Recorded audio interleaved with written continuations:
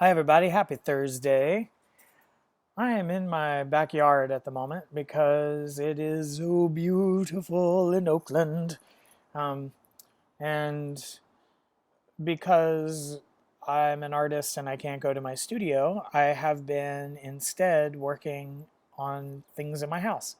And so we built a deck. This used to be grass.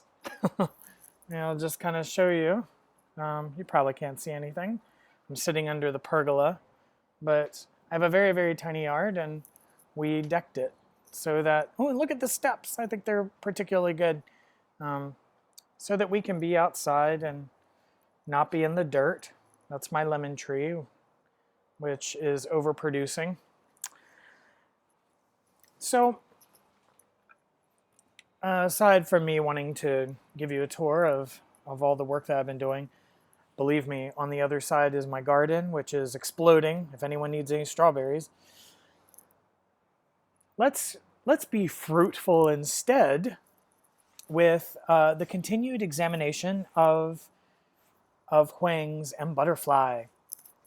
So in my last lecture, I introduced to you um, Judith Butler and the integration of Butler's ideas of gender as a social construct um, in relation to Balaev's article, which kind of marries Judith Butler's ideas of gender as a social construct to um, the ideas of Said's Orientalism in terms of how the colonized subject tends to be feminized. So this kind of national association of, or let me put it another way, that the that gender constructs can even be applied into kind of national perceptions based on the cultural superiority that the West has presumed, right?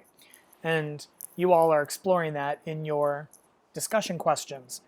This kind of marriage of Orientalism and Butler's ideas of gender as a social construction.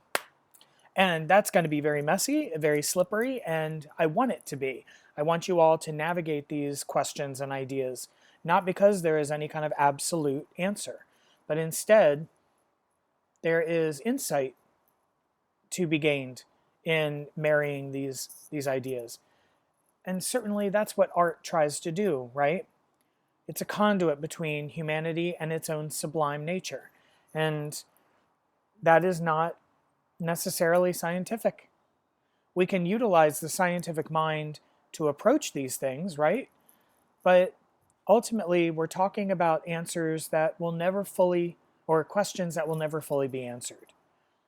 But we also shouldn't give up on attempting to answer them, because it is in the process of answering that we glean wisdom, that we glean insight, not necessarily just through the absolute answer itself. And once we embrace that idea that it is not necessary